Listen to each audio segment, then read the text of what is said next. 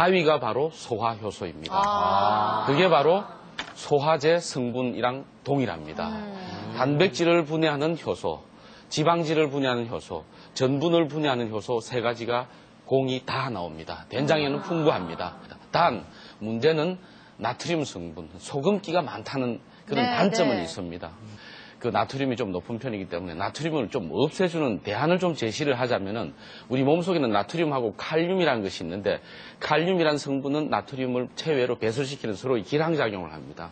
그래서 칼륨이 많은 식품을 같이 먹어주면은 그런 위험성을 많이 떨어뜨릴 수가 있죠. 그러면은 칼륨은 어느 식품이 많은 거 하니 부추가 전형적인 복입니다. 부추.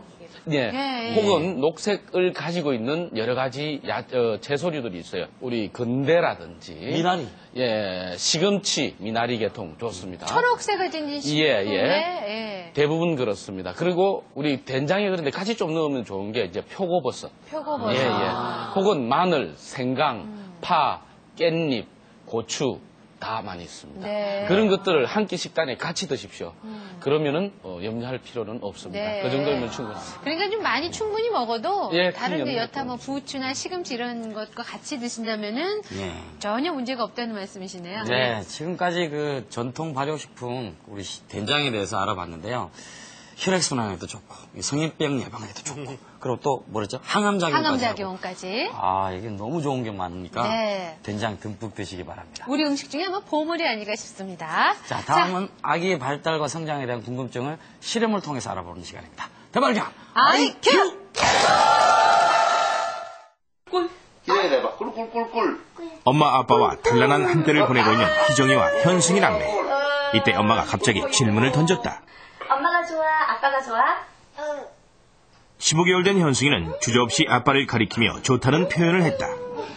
희정아, 엄마가 이번엔 좋아? 30개월 된 아빠가 희정이한테 좋아? 똑같은 질문을 하자 희정이는 대답하기 곤란한지 엄마 아빠의 눈치를 보며 대답을 하지 못했다.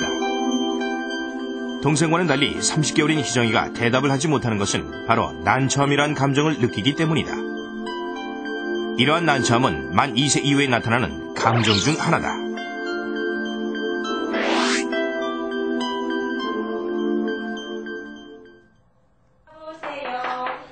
아이들의 감정은 만 2세 이후 더욱 세분화된다. 이 시기의 감정이 세분화되는 이유는 바로 내가 누구인지를 아는 자기 인식이 생겨나기 때문이다. 그것을 입증할 수 있는 실험이 있다. 18개월 무렵 아이의 코에 루즈를 바르고 거울 앞에 앉히면 아이는 거울을 보면서도 코에 묻은 루즈를 닦지 못한다. 이처럼 자기 인식이 없는 아이에게 선생님들이 동시에 이름을 부르며 쳐다봤다. 아이는 선생님들을 잠시 쳐다볼 뿐 난처한 기색을 보이지 않았다. 박성아. 반면 24개월인 이 아이는 거울을 쳐다보곤 자기 코에 루즈를 지우려 했다. 거울 속의 아이가 자신인 줄 아는 것이다. 박성아. 역시 선생님들이 아이의 이름을 부르며 동시에 시선을 집중시켰다. 그러자 이 아이는 난처한 표정을 지으며 어찌할 바를 몰라 고개를 돌리며 쑥스러워했다. 실험 결과 난처한 감정은 내가 누구인지를 알게 되는 시기, 즉 만 2세 무렵에 생겨나는 것임을 확인할 수 있었다. 그렇다면 이 시기에 나타나는 또 다른 감정에는 어떤 것이 있을까?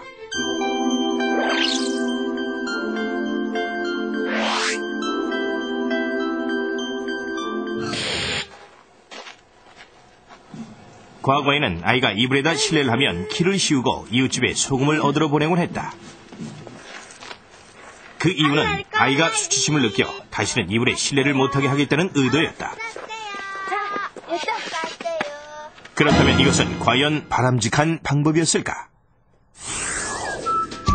자부심과 수치심은 언제 나타나며 이러한 감정들은 아이들의 정서 발달에 어떤 영향을 미치는가를 알아보기 위해 퍼즐 실험을 했다. 숫자를 모르는 만 3세 아이들에게 숫자 퍼즐 주고 10가지 셀 동안 맞추게 했다.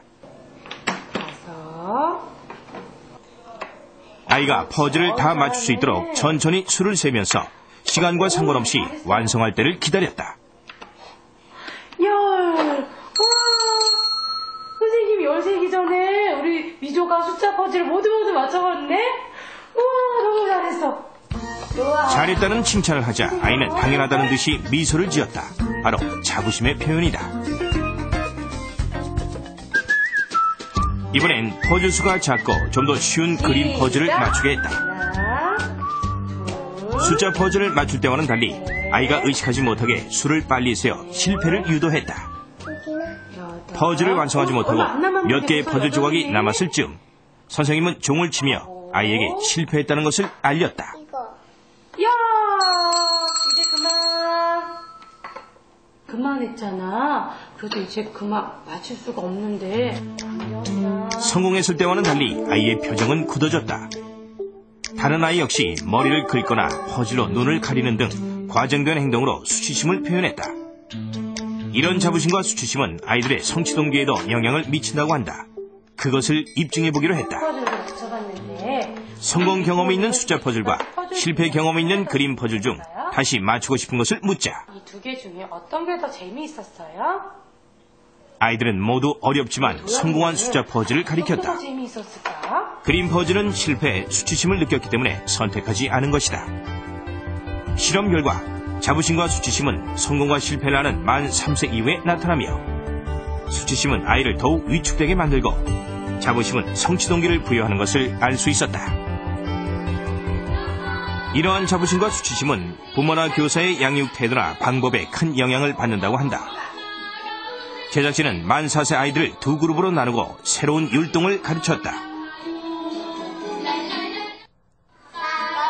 첫 번째 그룹의 아이들에게는 틀리거나 잘못해도 긍정적인 반응을 해주며 지도를 했다. 야, 우리 현수가 발치기 잘하는구나. 빨간색 보니까 너무너무 잘했어. 우리 석진이는요, 뺑그르르 도는 걸 너무너무 잘해.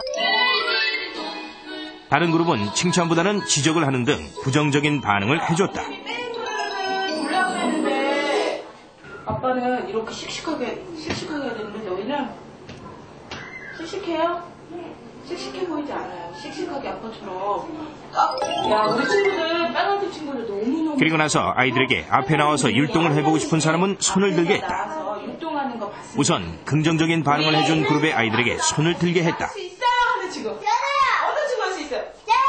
형도 할 수 있겠어요? 3명의 아이가 자신있게 손을 들었다.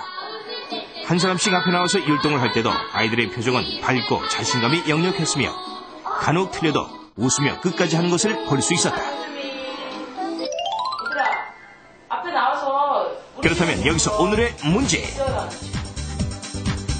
부정적인 반응을 해준 그룹의 아이들은 한 사람씩 나와서 율동을 하라고 했을 때 과연 어떤 반응을 보였을까? 1번, 긍정적인 그룹과 비슷한 수의 아이들이 손을 들었다. 2번, 긍정적인 그룹보다 적은 한두 명의 아이들이 손을 들었다. 3번, 눈치를 보며 아무도 손을 들지 않았다.